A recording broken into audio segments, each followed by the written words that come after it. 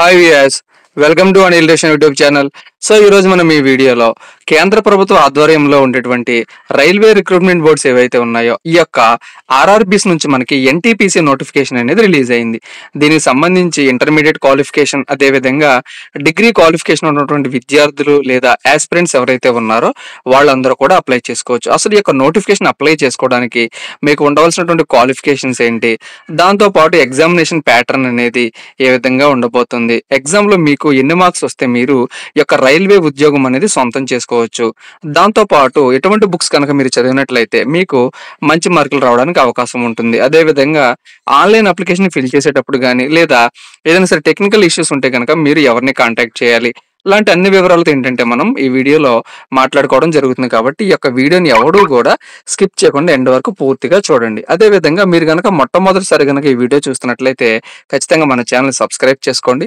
అదే విధంగా ఇక్కడ కింద కనపడుతున్న లైక్ సింబల్ మీరు లైక్ చేసినట్లయితే ఈ వీడియో అనేది మరింత మందికి షేర్ అవుతుంది. కాబట్టి ఖచ్చితంగా లైక్ కూడా చేయండి, వీలైతే మీ ఫ్రెండ్స్ అందరికీ కూడా షేర్ చేయండి. అదే విధంగా మీకు ఎటువంటి డౌట్ ఉన్నా సరే ఈ యొక్క రైల్వే రిక్రూట్మెంట్ బోర్డుకి సంబంధించి కానీ లేదా ఈ యొక్క జాబ్ నోటిఫికేషన్ సంబంధించి ఎటువంటి డౌట్ ఉన్నా సరే కామెంట్ సెక్షన్ లో ఖచ్చితంగా కామెంట్ చేయండి. మీ యొక్క అభిప్రాయాన్ని వాటిలన్నింటిలో కూడా నేను రిప్లై ఇవ్వడం జరుగుతుంది. సో ఇంకా మనం డీటెయిల్స్ లోకి వెళ్ళిపోతే ఈ యొక్క ఆర్ఆర్బి ఎన్టీపీసీ నోటిఫికేషన్ అంటే ఏంటంటే నాన్ టెక్నికల్ పాపులర్ కేటగిరీస్ అన్నమాట. అంటే ఎవరికైతే టెక్నికల్ క్వాలిఫికేషన్ కలిగి ఉండరో, అంటే సాధారణంగా ఉన్నటువంటి ఇంటర్మీడియట్ పూర్తి చేసినటువంటి విద్యార్థులు కానీ లేదా ఆర్డినరీగా డిగ్రీ ఎవరైతే కంప్లీట్ చేశారో వాళ్ళు కూడా ఈ యొక్క నోటిఫికేషన్ కి అప్లై చేసుకోవచ్చు.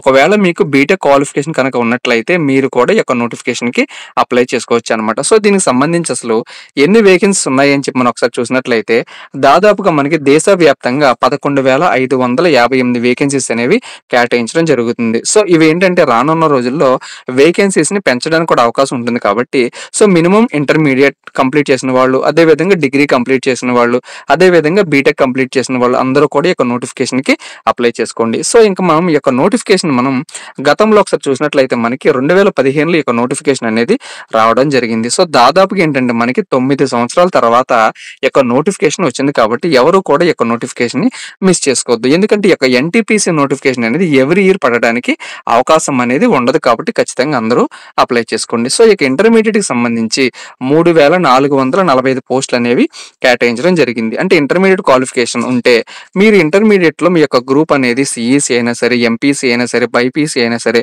ఏ యొక్క గ్రూప్ మీరు కంప్లీట్ చేసినప్పటికీ కూడా మీరు అప్లై చేసుకోవచ్చు.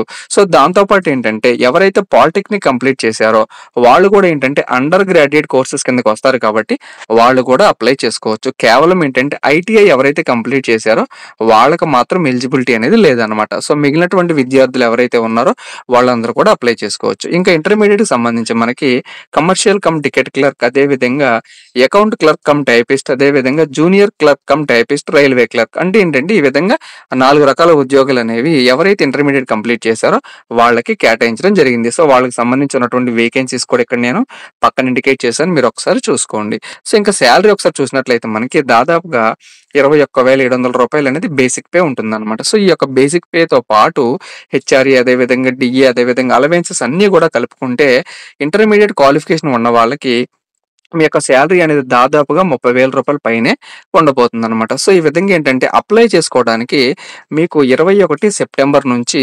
13-10 అక్టోబర్ వరకు, అంటే ఈ నెల సెప్టెంబర్ నెల 21వ తారీఖు నుంచి అక్టోబర్ నెల 13వ తారీఖు వరకు మీరు ఆన్లైన్లోనే అప్లై చేసుకోవాల్సి ఉంటుంది. సో దీనికి సంబంధించినటువంటి లింక్ అనేది నేను కామెంట్ సెక్షన్లో ఇవ్వడం జరుగుతుంది. సో దాన్ని మీరు డైరెక్ట్గా ఓపెన్ చేసి అప్లై చేసుకోవచ్చు. సో ఇంకా డిగ్రీ క్వాలిఫికేషన్ కలిగి ఉంటే కనుక పోస్టులు అనేవి ఎన్ని కేటాయించడం జరిగిందంటే టోటల్గా 8,113 పోస్టులు అనేవి కేటాయించడం జరిగింది. సో ఇవేంటంటే ఆల్ ఇండియా వైడ్ పోస్టులు. కాబట్టి ప్రతి ఒక్క ఆర్ఆర్బీకి సంబంధించి ఏంటంటే కొన్ని పోస్టులు అనేవి తర్వాత మనకి ఫుల్ నోటిఫికేషన్ లో ఇవ్వడం జరుగుతుంది.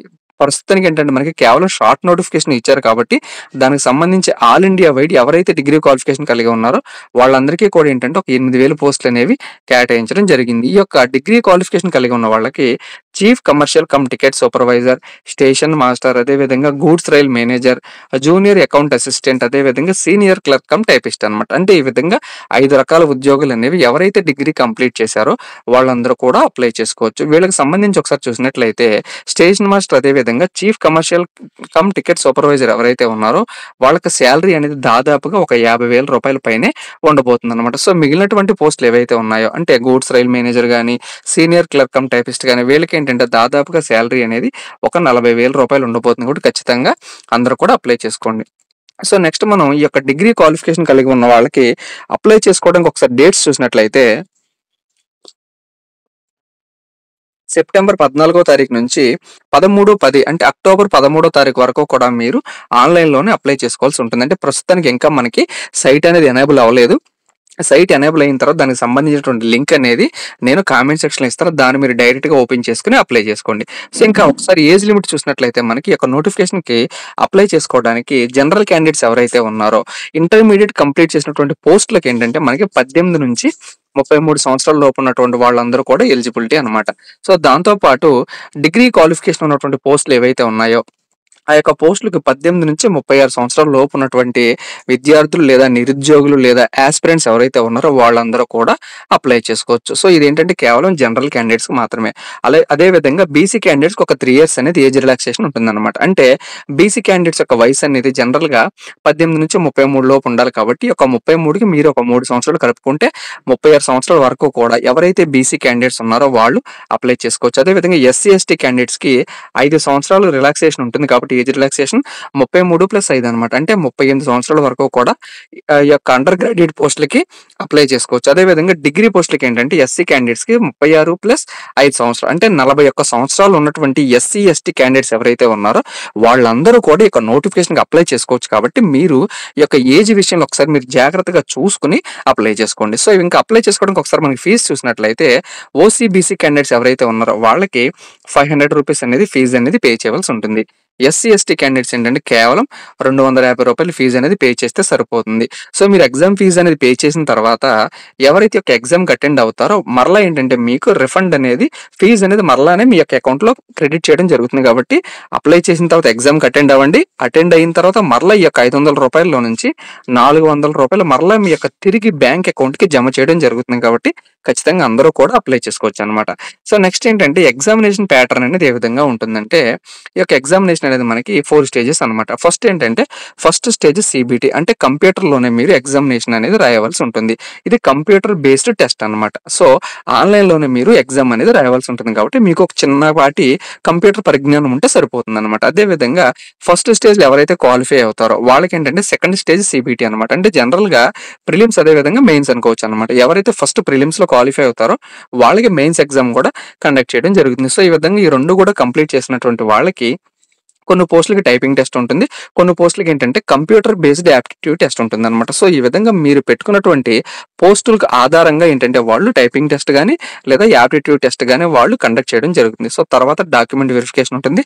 ఫైనల్‌గా మెడికల్ ఎగ్జామినేషన్ కూడా ఉంటుంది. ఇది ఏంటంటే పూర్తిగా రైల్వే రిక్రూట్మెంట్ బోర్డుకి సంబంధించినటువంటి నోటిఫికేషన్ కాబట్టి ఖచ్చితంగా మెడికల్ స్టాండర్డ్స్ కూడా ఉండాలన్నమాట. ఈ యొక్క మెడికల్ స్టాండర్డ్స్ అనేవి ఎలా ఉండాలి, ఏ పోస్ట్‌కి ఎవరు అప్లై చేసుకోవాలనేది మనం నెక్స్ట్ వీడియోలో మాట్లాడుకుందాం. సో నెక్స్ట్ ఏంటంటే ఇంకా మనం ఎగ్జామినేషన్ ప్యాటర్న్ చూసినట్లయితే ఏంటంటే ఫస్ట్ ఏంటంటే సిబిటి 1లో అంటే ప్రిలిమ్స్‌లో మనకి 3 సెక్షన్స్ ఉంటాయన్నమాట. ఈ యొక్క 3 సెక్షన్స్‌లో ఫస్ట్ జనరల్ అవేర్‌నెస్ ఉంటుంది. తర్వాత మ్యాథమెటిక్స్ ఉంటుంది. తర్వాత జనరల్ ఇంటెలిజెన్స్ అండ్ రీజనింగ్ ఉంటుందన్నమాట. సో ఈ విధంగా ఏంటంటే 3 సెక్షన్స్ ఉంటాయి.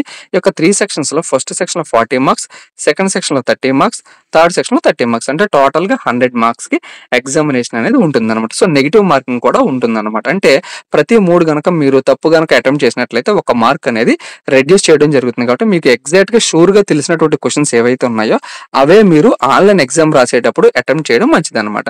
సో ఒకసారి సేఫ్ స్కోర్ చూసుకున్నట్లయితే అంటే సిబిటి 1లో మీరు క్వాలిఫై అవ్వాలంటే అంటే ప్రిలిమ్స్‌లో మీరు క్వాలిఫై అవ్వాలంటే ఓసీ, బీసీ క్యాండిడేట్స్ అయితే గనక మీకు దాదాపుగా 100కి ఒక 65 మార్కులు వస్తే ఖచ్చితంగా మీరు క్వాలిఫై అవుతారు.